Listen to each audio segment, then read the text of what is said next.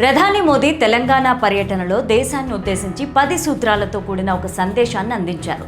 అందులో ముఖ్యమైనది petrol diesel వాడకాన్ని తగ్గించుకోవాలని మోదీ సూచించడం. కానీ పెట్రోల్ డీజిల్ ధరలు పెంచుతూ కేంద్రం నిర్ణయం తీసుకుంది. అందుకే మోదీ ఇంధన వాడకాన్ని తగ్గించాలని సూచించారా? అసలు పెట్రోల్ డీజిల్ వాడకాన్ని ఎలా తగ్గించుకోవాలి? ప్రధాని మోదీ పిలుపుతో ఎవరు కదిలి వచ్చారు?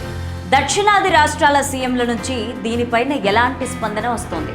ప్రధాని మోదీ ఈ సందేశాన్ని ఎందుకు ఇచ్చారు చూద్దాం.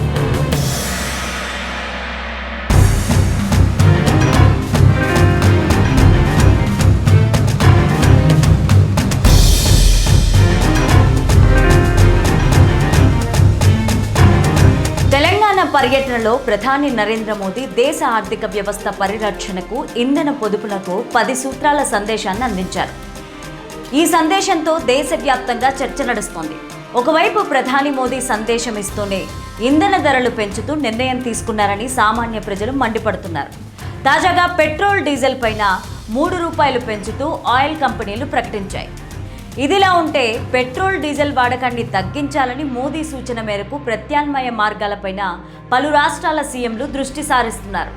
సొంత వాహనాలకు బదులుగా ఈవీ వాహనాలను, ప్రజా రవాణా, మెట్రో వంటి సదుపాయాలను వినియోగించుకోవాలన్నారు. మోదీ పిలుపుతో పలువురు రాజకీయ నాయకులు ఇంధన పొదుపు పైన ఇప్పటికే చర్యలు కూడా మొదలుపెట్టారు.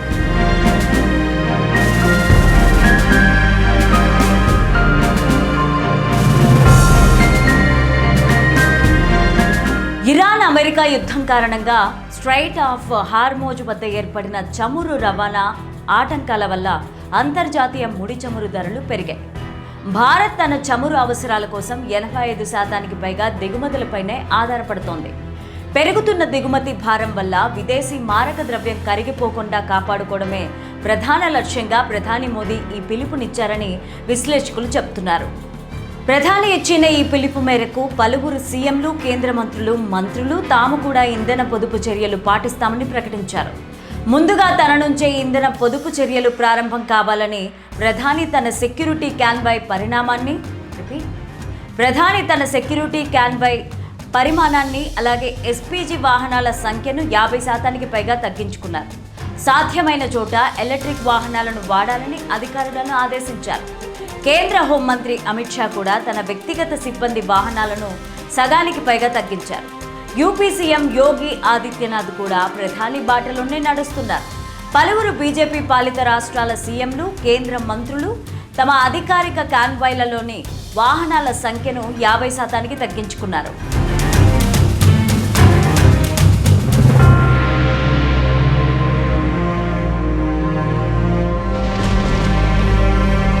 AP CM Chandrababu, deputy CM Pawan Kalyan సైతం తమ సెక్యూరిటీ సిబ్బంది వాహనాలను సగానికి తగ్గించేశారు. సీఎం చంద్రబాబు ప్రస్తుతం తన సెక్యూరిటీ సిబ్బందితో కలిసి కేవలం 4 వాహనాలను మాత్రమే వాడుతున్నారు.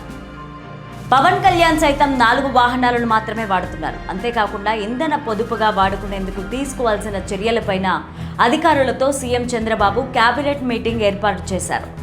ఈ భేటీలో వారానికి ఒకసారి వ్యక్తిగత వాహనాలకు బదులుగా ప్రజా రవాణాను, ఆరోగ్యానికి ఉపయోగపడే సైకిల్ వాడకాలని మంత్రులు, ఎమ్మెల్యేలకు పిలుపునిచ్చారు. తెలంగాణ సీఎం రేవంత్ రెడ్డి సైతం తమ వ్యక్తిగత సెక్యూరిటీ వాహనాలను తగ్గించాలని అధికారులకు ఆదేశాలు జారీ చేశారు. మోదీ నిర్ణయాన్ని కొన్ని రాష్ట్రాలు స్వాగతిస్తుంటే మరికొన్ని రాష్ట్రాలు వ్యతిరేకిస్తున్నాయి.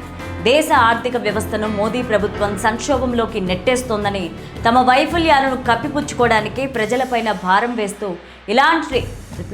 ఇలాంటి ఆంక్షల పిలుపులు ఇస్తున్నాయని విమర్శలు వస్తున్నాయి.